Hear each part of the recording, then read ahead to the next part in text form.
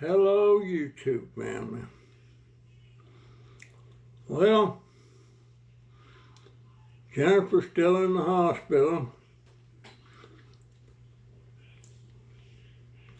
They won't discharge her till she has a bowel movement. She hasn't had one since she's been there. So, I was concerned about, does somebody have to go pick her up? Or will they transport her back to the ER over here in Ocala where her car's at?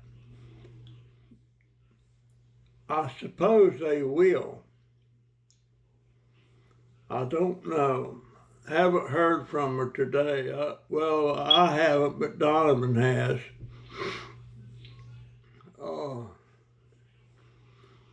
I may do a live stream tonight. See if she might come on.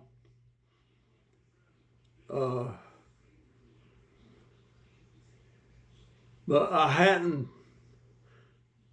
been, I made a mistake, boys.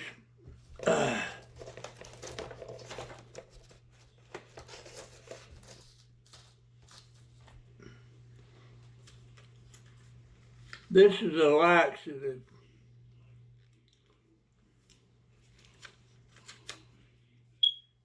And day before yesterday, I took one and nothing happened.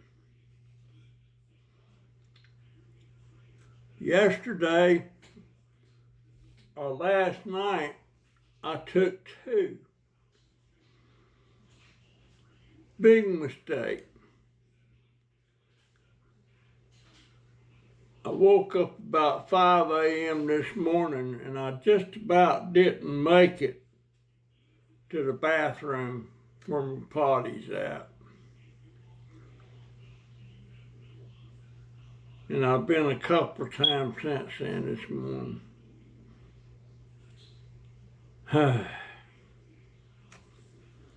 Shouldn't have took them two.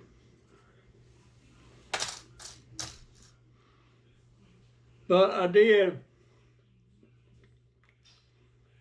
Hadn't been out of the house all day. I woke up this morning about 5, had to do that.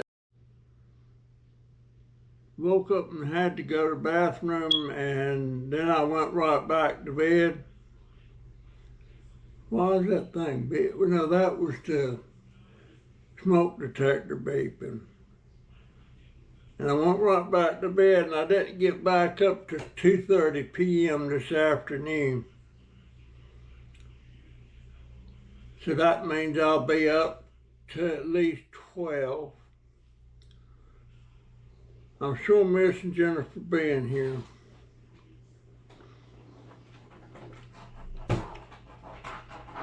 I got and Joey, not Joey, but Donovan, he had to go to work last night. And Joey come over and got him and took him to work. And then he also went this morning and picked him up and brought him home. And I guess he'll take him home tonight or take him to work tonight and get him again in the morning. Lord knows we can't be missing any time because Jennifer's already missing time. But she did say yesterday that Walmart has this policy. Anytime an employee loses an appendage, meaning a hand, fingers, toes, a leg, they pay you a lump sum, cash sum. I don't know if that's insurance or that's just something that Walmart does. You know, Walmart, they quit giving bonuses when they had to increase the wages and everything. Used to once or twice a year, each store would have bonuses depending on how much revenue they had during that year. Well, they quit doing that. It looks like to me as much money as Walmart has, they would treat their employees a little bit better. That's what it looks like to me. But I'm still kind of down in the dumps. I'm tired of eating. That's chicken nuggets, pieces of chicken nuggets.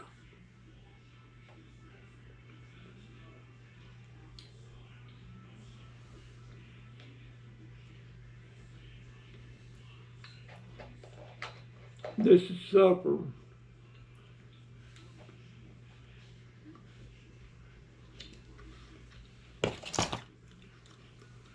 And I noticed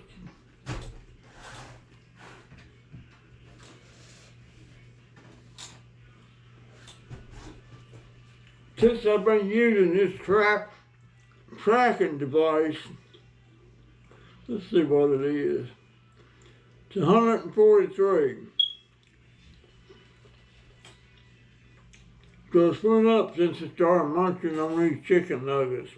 Not much. But since I started been using this, it's real easy to track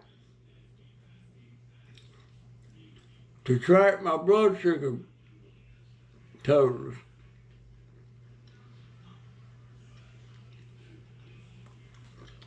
And Jennifer can't give me any more of them, but this one here is on about the third day, and it's only good for 10 days.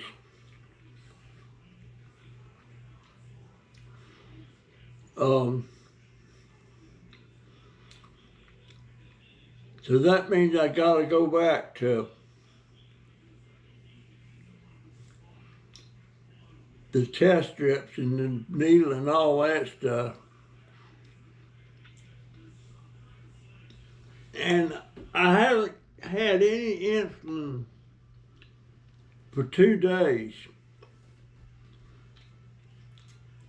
But by me tracking my sugar, and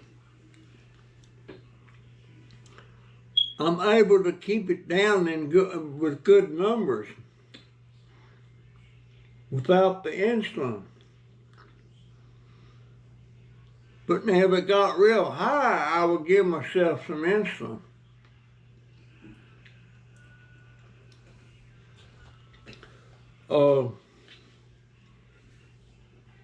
And I've noticed something.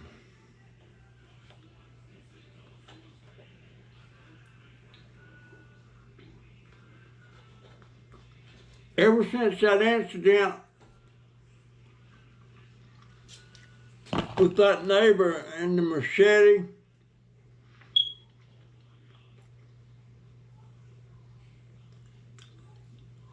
I'm kind of nervous about going back out on my scooter anywhere.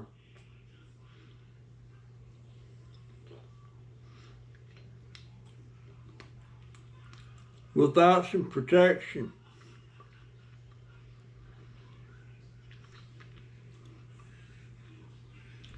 Now I know that Jennifer's gonna fight me tooth and nail about me carrying a gun.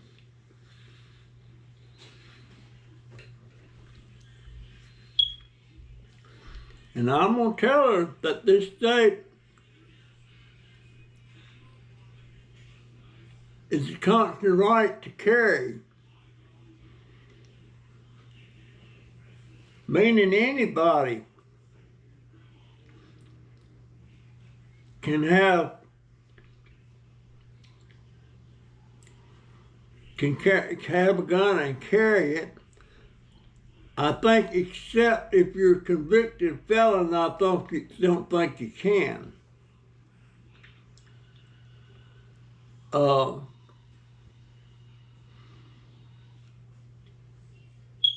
But I think the reason they come up with this thing about a constitutional right is because it's in the Constitution that you have the right to carry and bear arms. I'm not sure, but I think that's where it comes from. Because used to you absolutely had to have it registered and carry and a permit. And now, I don't know if you have to still have it registered, but you have the constitutional right to carry a concealed weapon. You can't carry it on your hip or anything like in a holster or something. It has to be concealed. You can't carry it in plain view. But I got to get me one. Now they have a gun that looks real and everything, and it actually fires. They got a revolver like that too, and it looks like bullets, but the end in that bullet is not metal or anything like that. It's a rubber bullet. But if you get hit with one of the rubber bullets, you feel it. And they say anybody without any paperwork or anything can buy one of them things, and they're $49. They have the style that looks like an automatic 45 caliber automatic, and the one that looks like a 38 caliber revolver. Maybe because my interest is not trying to kill somebody, my interest is stopping somebody from attacking me. And I believe if you get hit with them bullets a couple times, you're going to back off.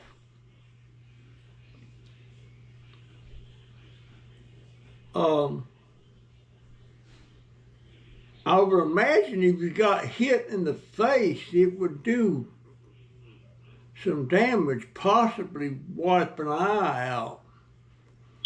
I don't know, but they're advertising them like crazy right now. And I'm kind of hungry.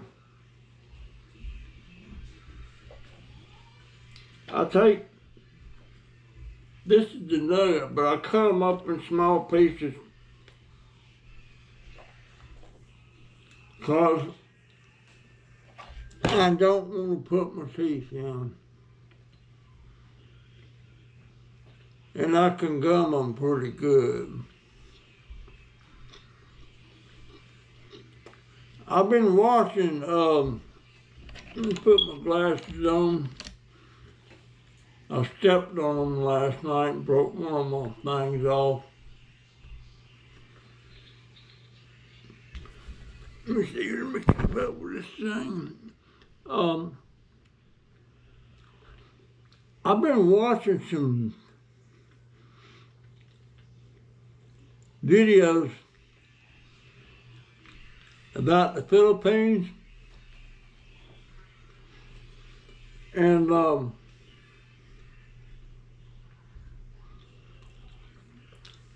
they have a lot of poverty over there.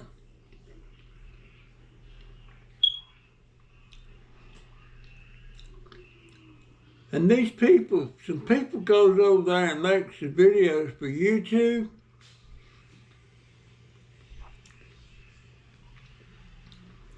And taking videos of different families and stuff and the way they have to live and everything. And then as they make money on the YouTube thing, they go back over there and start buying things.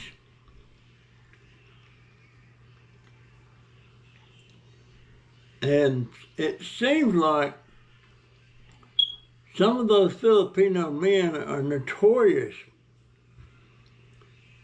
about pretty much abandoning their families. In other words, they get a girlfriend or wife, they make 3 or 4, in some places 6 or 7 babies, and the man takes off. But every time the woman comes into something, some help or aid or something, the man shows up wanting his share.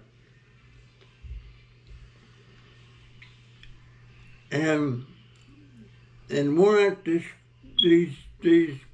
YouTubers went back and they brought this woman like a 25-pound bag of rice.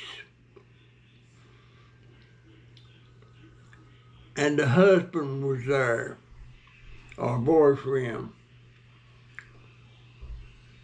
wanting his share. Well, the YouTuber sensed there wasn't something right about that relationship, because they was going to give the woman some cash, some money. But they waited till the man had left and pulled the woman aside and give her some cash. I don't know how much it was, but they explained they had a feeling that the husband would try to take the cash from the woman after they was gone. And they had this one girl, 15 years old, 2 babies, living in a little shanty thing, lean-to thing,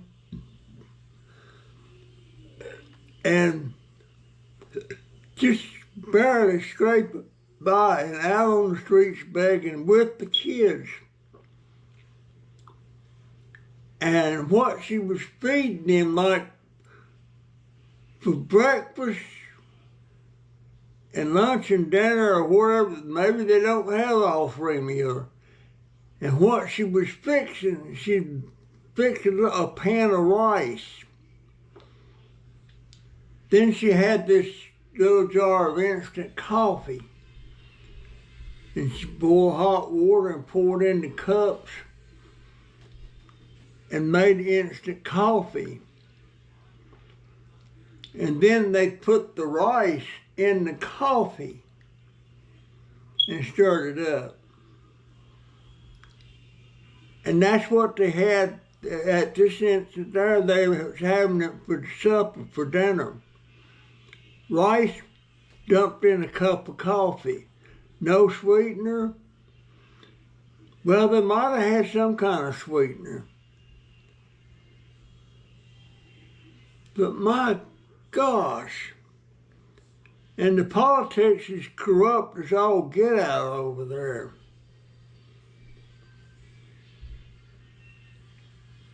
And there is people that's doing well over there.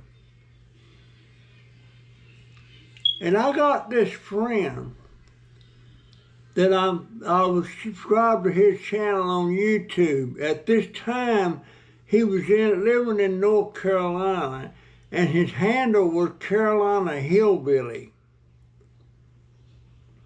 And he'd been in the Navy, and he'd been stationed in the Philippines. And he had this girlfriend in a Philippine woman. Well, all of a sudden, he packed up and moved back to the Philippines. And he's living over there now permanent. And I don't see how in the world he could trade what he had here in North Carolina and go back to the Philippines, because he's not living in not that great of a house. Now, I don't know if he has an income of some kind. I don't know. But he still got his channel, Carolina Hillbilly 64, I believe it was called. But I don't know. But his channel, when he was in North Carolina, was all about getting a bunch, having these live streams every day. And he had a pretty good following. And what it was, if you come on there and you needed some subscribers, he'd talk a bunch of his followers in there to, he's called it show some love and support their channel, that person's channel, to get you over 1,000 subscribers. And at that time, I didn't realize the harm in getting that kind of subscribers. The kind of subscribers you want on your channel is the kind that actually likes your video and is going to watch your videos. And I wound up with a bunch of subscribers. They probably ain't been back on my channel since they subscribed. And you don't need that kind of, you need subscribers that like your channel. You don't need those subscribers that's just doing it because somebody told you to and that's the end of it. You got the subscribers, but it got me from about 400 subscribers to around 600 or 700 subscribers. And then I realized that wasn't the kind of subscribers I want. And then that's when I met Crazy Family Tube. You know, Christy and Marty and Alan and the girls. And they had a pretty good following. And she did a shout out for me. She did a whole video about they just found somebody, a new grandpa and all that. And I wound up with over 300 subscribers from her giving me that shout out. And it put me over 1,000. That's what got me over 1,000 so I could be monetized. But you don't want them subscribers just comes on there just because somebody they're following tells them to. And they're not going to come back and watch any video. If you don't get the views, you don't get the income. So I've got almost 1,500 subscribers, but I certainly don't have the views. And I tried a lot of different things, and I was doing pretty good till I got COVID. And that's pretty much when I stopped getting any subscribers because I couldn't walk and all this stuff, you know, but I tell you, I'm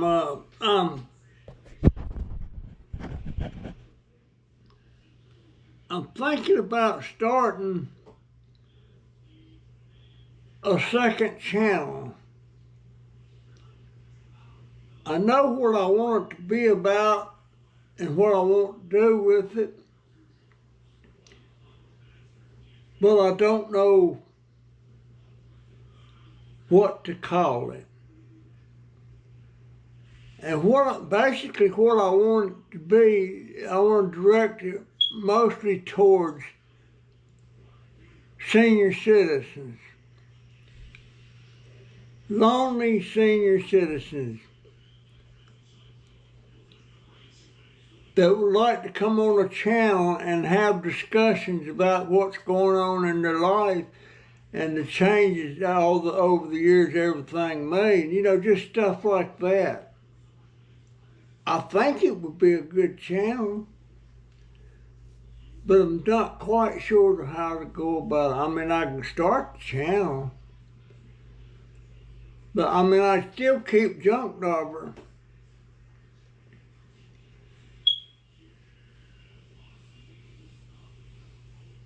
was thinking about calling it something like the Old Folks Channel or something like that. Matter of fact, I would appreciate any suggestions any of y'all would have. Now, it wouldn't be limited just to old folks. It would be limited to hopefully everybody I got on this channel that still watches me. But I'm thinking awful hard about old folks.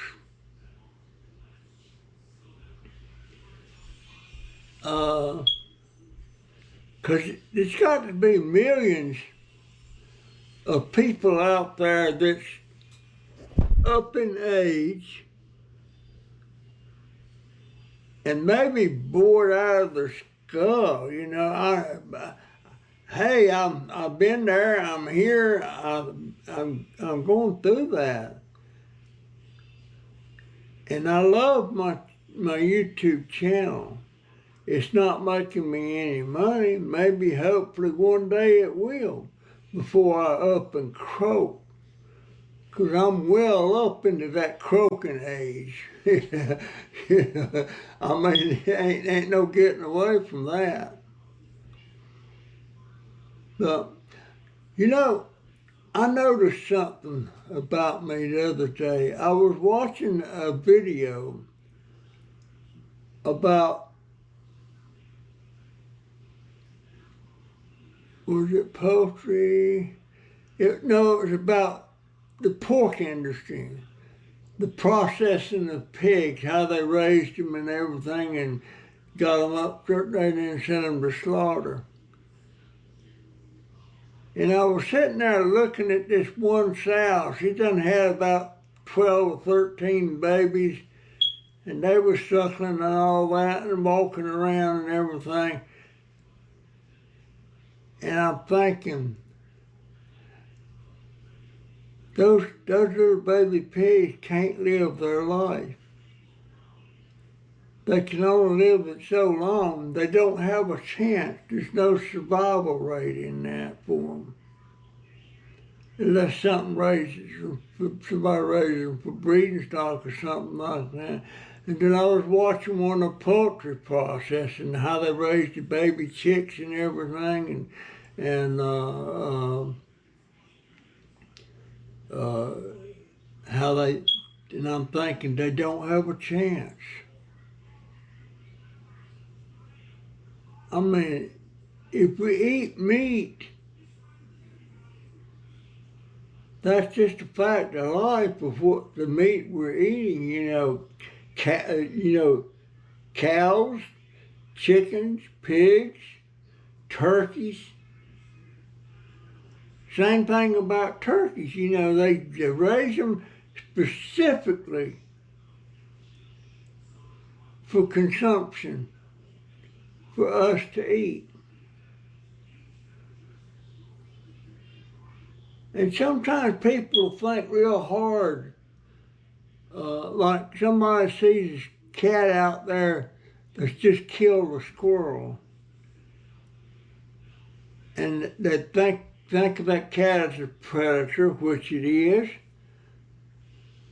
and they think bad of the cat or bad of the lion or something that kills another animal to eat. But folks, I got news for you. We, as human beings, we are the largest predator in the world by far. We prey on chickens, we prey on pigs, we prey on cows, we prey on quails, birds, you know, of different species.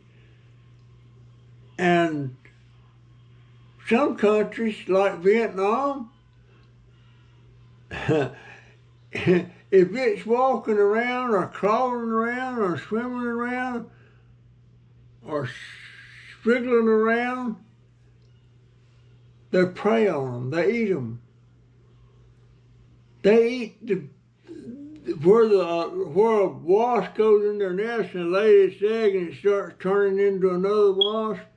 they'll go in there and pluck them babies out of there when they're still looking like a little grub worm, and they eat them.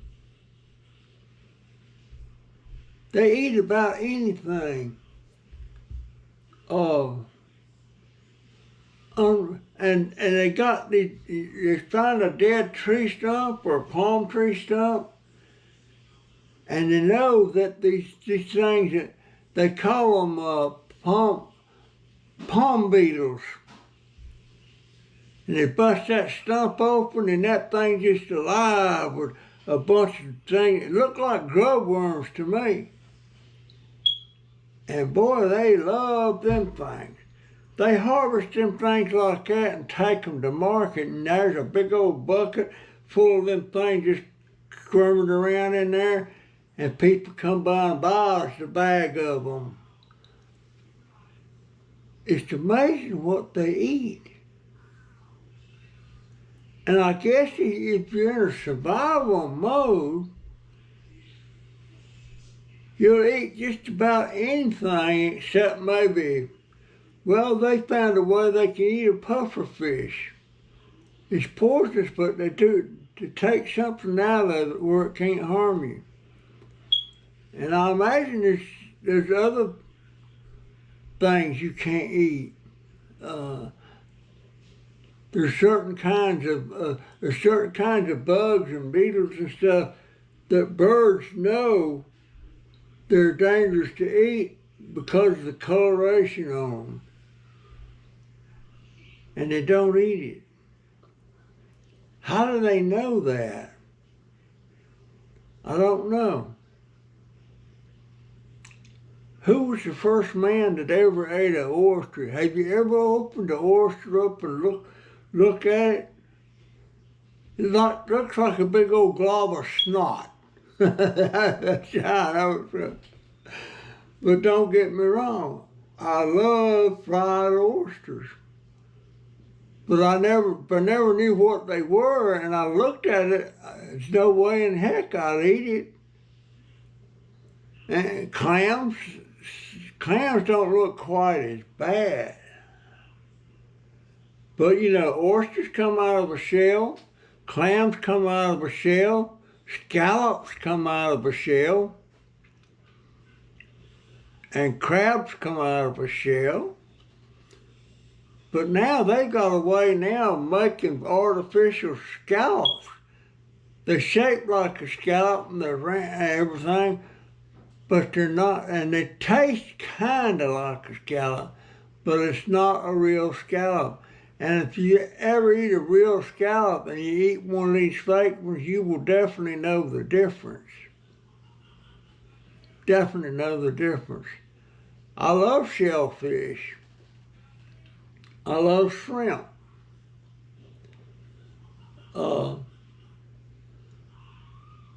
I worked on a shrimp boat one time for about a month. I thought it would be great. It was okay, but I got seasick a lot. And every time you hauled in, I don't know if we still do it like that or not, but every time you hauled in back then, immediately before you throw them in the ice, you pinch the heads off. I don't know if we still do that or not. And when the net was out catching the shrimp, you had idle time on your hands. And all the hands around there, they'd sit around playing cards for money. By the time we got back, we would catch a load and we'd go offload it to another big boat. So we stayed out a pretty good while. And during that off time, I got suckered into playing cards with them jokers. And you had to pay up when you got paid, when you got back in. And over half of what I had earned I had to pay off the people I owed. I'll never forget that. But that's and we eat a lot of shrimp on that boat, I'll tell you that. That's when I learned to love shrimp. And our cook, man, he could fry up some shrimp just perfect. I never had anywhere I've went since then. I've never found shrimp as good as what he made. But I only did it that one time. I didn't want no more of that. I was sick a lot. And people that had their sea legs, they thought it was funny as crap, but I didn't think it was funny. And I didn't want to eat, but I had to eat, and most of the time I ate, and then 2 or 3 hours later, throw it up. But that was just a thing I done for a month. And it was in the Gulf of Mexico. It wasn't out on the Atlantic. But you know, you can get out in the middle of the Gulf, you can't see land nowhere around you. But I enjoyed it. But yeah, the human being, they are the biggest predator there ever was. Can't no living animal or species hold a candle to us as far as our predatory ways. And I feel bad when I look at them baby chicks or them baby ducks or whatever, you know, and knowing their end's coming real soon. They don't keep them till they get old and slaughter them. They slaughter them when they get young and a certain weight. And I was raised up. Anytime I was at my grandmother's or any of my aunts and uncles, they never bought meat. They never bought chickens. They never bought eggs. When they wanted chicken for dinner, the cook would go out there and she'd grab a chicken by the head and wring it around like that, wring its neck. In other words, break its neck, then throw it on the ground, let it flop around till it finally dies. I don't know how they did the ducks, but the chickens just wring the neck, and I know how they did the hog. I've been to more than one hog killing where they kill a hog, butcher it out and everything, and smoke the meat. And some meats they would throw in a big old gallon jar and then pour hot lard in on it, and that would preserve the meat. I don't know if they did the beef like that or not. They must have, because we had beef a lot. I don't know. But I'll tell you right now,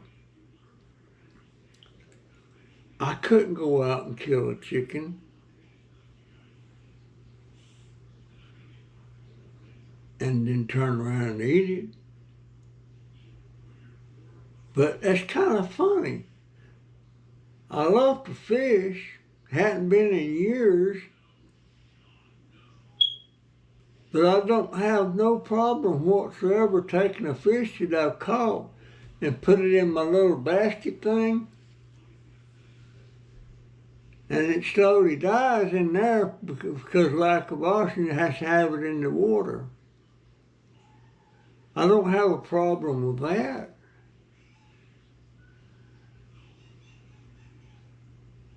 I never thought about that. I love fish, and my favorite fish, my favorite saltwater fish is flounder. My favorite freshwater fish, hands down, without a doubt, is rainbow trout. I love that trout. And when we lived up in the mountains of North Carolina, there was always plenty of trout in the freezer that was caught by me or my granddad or my father-in-law. Love that. And then there's a lot of private ponds around that they farm trout, and you go in there and catch trout out of the ponds without a fishing license and not have to worry about what season it is. And now in the rivers and stuff, there's a fishing season, and you have to have a trout license. And if you get caught one time fishing in trout water without a license, you get a pretty heavy fine. And I got one time. I wasn't really fishing. I was with somebody that was fishing at the lake, and he had 2 or 3 poles, and he had one pole he was doing something with, and he asked me to hand him one of those other poles. And about that time, the game warden pulled up in the boat, and I'm sitting there holding a pole with a rig on it and everything. And that's as good as fishing trout. You better not pick up no pole at no trout water if you don't have no license. Because I got caught with that like that, and I had to pay a fine. It's while I still lived in Florida, and I didn't have a trout, because a trout license, if you're out of state, it costs you an arm and a leg. If you live in the state, you can get just a regular state license. But yeah, I got caught. It was up and down the Halo Lake. But I never thought that I could get a ticket for holding that rod. I was going to hand it to him. And I mean, I seen him pulling up and everything, but I didn't think nothing about it. But I sure thought about it after that. He got me good. And I wonder if they get a bonus every time they write a ticket for somebody fishing without a license. I don't know. But he sure got me. But anyway, I hope Jen's able to take a poop tonight so she can come home.